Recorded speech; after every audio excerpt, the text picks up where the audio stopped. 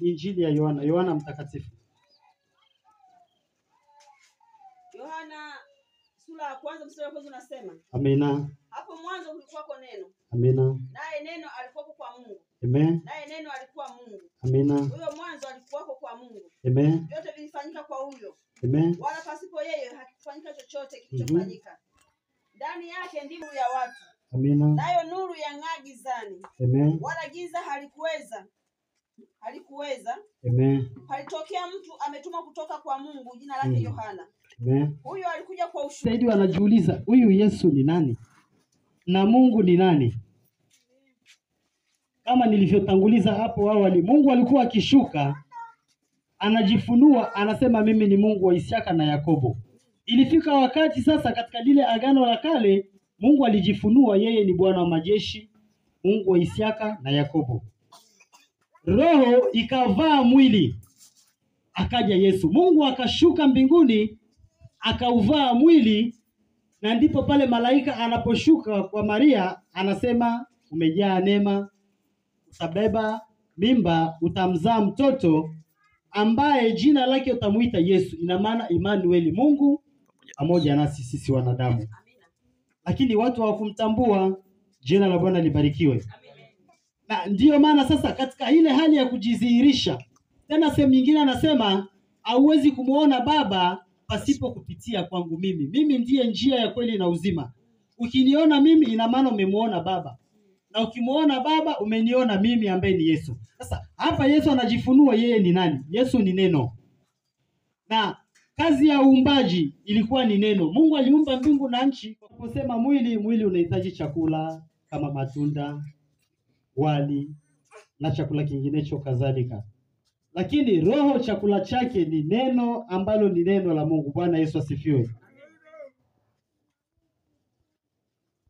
Amina. Leo ni siku njema, siku takatifu, ambayo ni siku ambayo Mungu aliitenga, akamwambia mwanadamu njia unayotakiwa kufuata ni njia hii.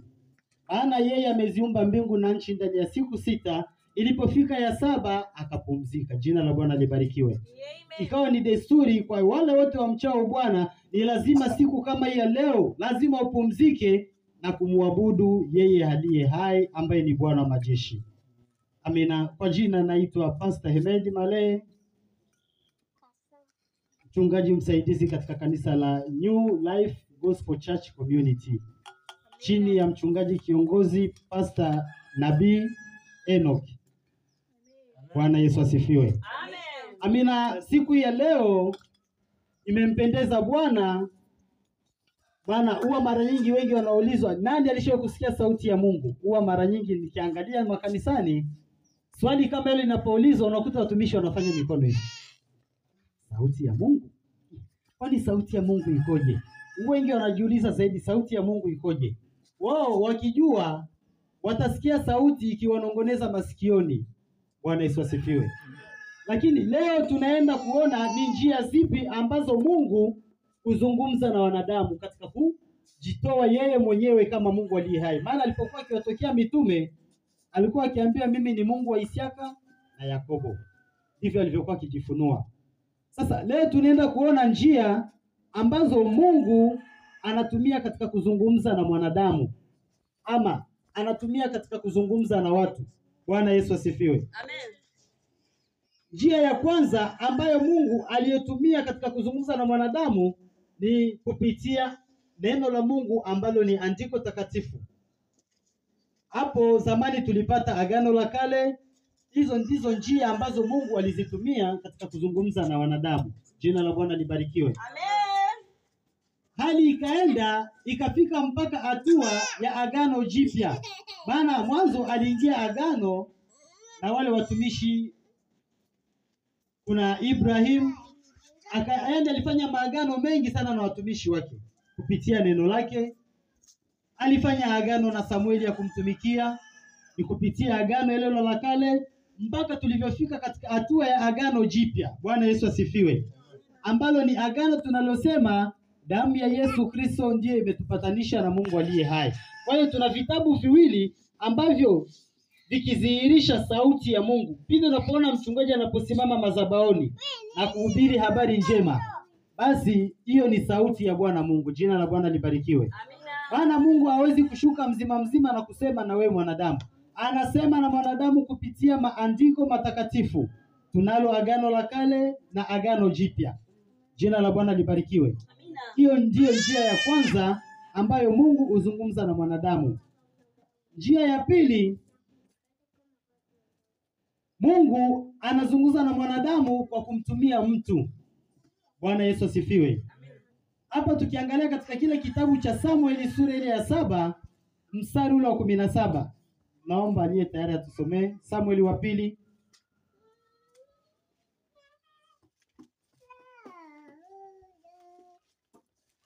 Samueli wa pili sura ile ya 7 mstari ule wa 17.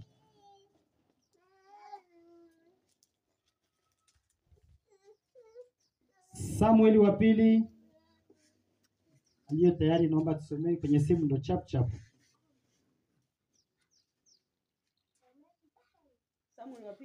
Samueli wa pili sura ile ya 7 mstari wa 17. Maandiko anasema, Amina. kitabu ni Samueli sura ya 7. Samueli wa pili sura ya 7 mstari wa 17 unasema, Amina. kwa maneno hayo yote na kwa maono hayo yote ndipo Daudi mfalme akaingia akaketi mbele za Bwana. Akasema, mimi ni nani Bwana Mungu, na nyumba yangu ni nini hata umenileta hata hapa? Amina. Tena jambo hili lilikuwa ndogo machoni pako, Bwana Mungu, hata umeleta habari ya nyumba yangu mimi mtumwa wako kwa miaka mingi inayokuja baadaye. Amina. Na hayo kwa namna ya kibinadamu, Bwana Mungu. Na mimi Daudi nakuambia nini tena zaidi? Iwapo wewe umemjua mtumwa wako, Bwana Mungu. Amina. Kwa ajili ya neno lako na kwa moyo wako mwenyewe umetenda makuu hayo yote, ili umjulishe mtumwa wako. Amina. Kwa hiyo wewe ndiwe mkuu, Bwana Mungu. Amina. Kwa maana hakuna kama wewe wala. Amina. Neno la